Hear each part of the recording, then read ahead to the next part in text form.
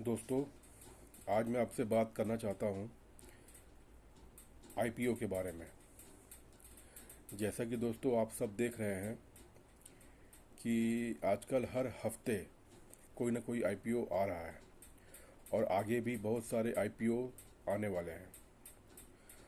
तो कई लोग इसमें उनको अलॉटमेंट मिल जाए उसके लिए वो अप्लाई करते हैं और इसमें कुछ चंद लोगों को ही अलॉटमेंट मिल पाता है। तो मैं ये एक वीडियो लेके आया हूँ इसलिए कि जिसमें मैं अपनी राय रख सकूँ कि आईपीओ में अप्लाई करना चाहिए या नहीं। आईपीओ मिलने ना मिलने की तो बात है, आईपीओ अप्लाई ही करना चाहिए कि नहीं। तो दोस्तों क्या होता है कि जब मार्केट बूम पे होता है, अधिकांश आप सबने गौर किया होगा कि आईपीओ तभी सब कंपनियां लेकर के आती हैं जब वो देखती हैं कि मार्केट बूम पे है, लोगों का मूड और सेंटिमेंट पैसा खर्च करने पे है, या आम जनता पैसा खर्च कर रही है और मार्केट ऊपर जा रहा है या बुल रन है या टॉप पे है।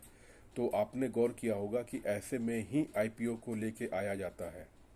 आईपीओ को कभी भी जब मार्केट ख़राब चल रहा हो या गिर रहा हो या बॉटम के आसपास हो, उस समय दोस्तों कोई आईपीओ लेकर के नहीं आता है। मैं भी अगर होऊंगा तो मैं भी लेकर के नहीं आऊँगा, क्योंकि मैं भी इस बात का इंतज़ार करूँगा कि जब मूड माहौल अच्छा हो, लोग पैसे डालना चाह रहे हो, लोग एक सेंटिमेंट हो, एक भावना हो कि हमें आईपीओ लेना है या मार्केट अच्छा है, तभी हर कोई अपना आईपीओ लेकर के आना चाहता है।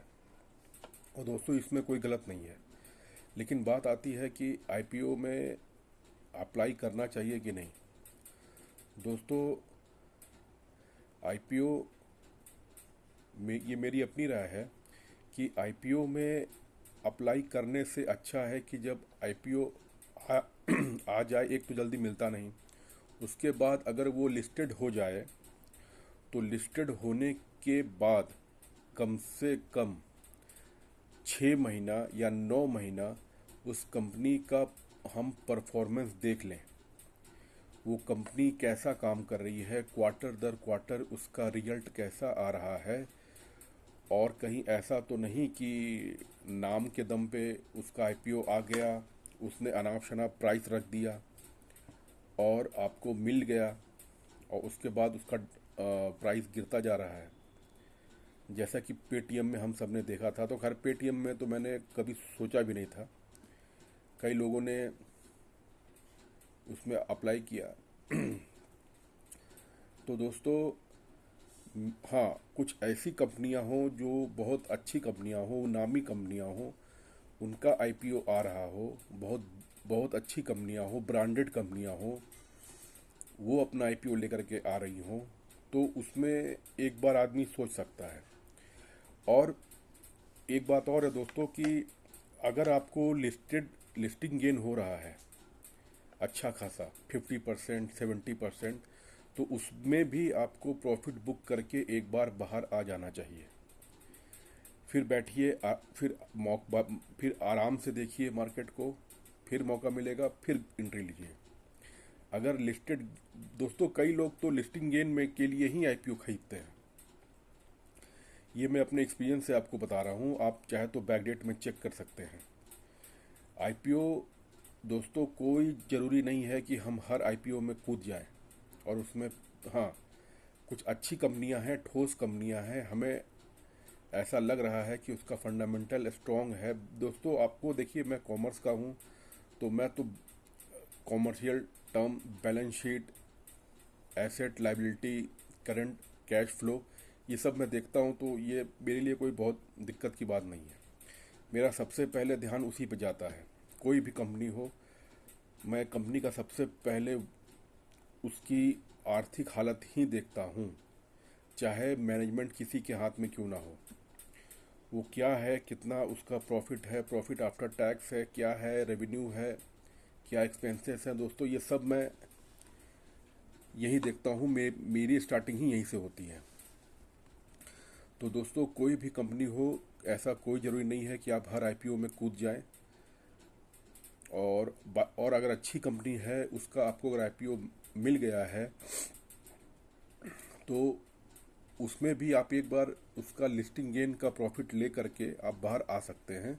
फिर मौका मिलेगा, फिर एंट्री मारिएगा। तो ये था मेरा एक छोटा सा वीडियो आईपीओ के बारे में। मुझे उम्मीद है कि आपको मेरा ये अच्छा लगा होगा।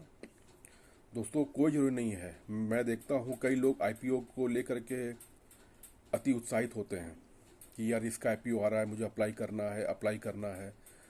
घर में 2-3 लोग के अकाउंट से ऑर्डर डाल देते हैं।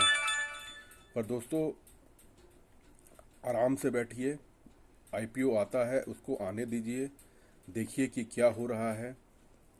कहीं ऐसा तो नहीं कि आईपीओ के नाम पे ओनर पैसा उठा करके फिर डंप। दोस्तों, बहुत सारा चीज़ है। मैं कभी आपको खुल के बताऊंगा, जो मैंने अपने लाइफ में अपने एक्सपीरियंस से मैंने देखा है। तो आईपीओ में सोच समझ के ही अप्लाई कीजिए। और अगर आपने अप्लाई किया है और आपको अगर लिस्टिंग गेन हो रहा है, तो उसको प्रॉफिट आपको तो भाई पैसा डालते ही प्रॉफिट हो गया, तो क्यों न लेंगे उसको आप। तो इसीलिए आईपीओ में सोच समझ के, उसका बैलेंस शीट देख करके, कामकाज देख करके, सिर्फ नाम के पीछे नहीं भागना है, सोच समझ के ही पैसे को इन्वेस्ट करना है। दोस्तों, ये मेरा एक डिस्क्लेमर है कि मैं कोई सेबी से रजिस्टर्ड एजेंट या ब्रोकर नहीं हूँ। मैं अपने इस यूट्यूब चैनल से सिर्फ अपना एक्सपीरियंस आप तक शेयर करता हूँ, जो मैंने ऑनेस्ट एक्सपीरियंस जो मैंने शेयर मार्केट से सीखा है। इसमें मेरा प्रॉफिट भी है, लॉस भी है, सब कुछ है।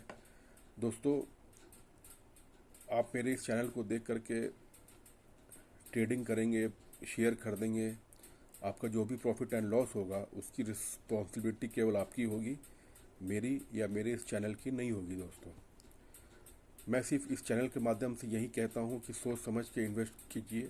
आप इन्वेस्टमेंट कीजिए, ट्रेड कीजिए, बिल्कुल कीजिए, लेकिन सोच समझ के, स्टॉप लॉस के साथ। दोस्तों, नए हैं तो प्लीज़ कम लॉट में कीजिए, कोई ज़रूरी नहीं है, आप कम लॉट में ही कीजिए। जैसे जैसे आपको समझ में आएगा आप अपना लॉट इंक्रीज कीजिए, लेकिन फिर भी ज़्यादा लॉट में नहीं दोस्तों, सोच समझ के।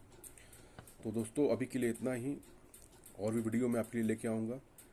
आपको मेरा ये वीडियो अच्छा लगा हो तो मेरे इस चैनल को लाइक करें, मेरे इस चैनल को सब्सक्राइब करें और इसको शेयर करें। दोस्तों, अभी के लिए इतना ही। थैंक यू दोस्तों, थैंक यू वेरी मच।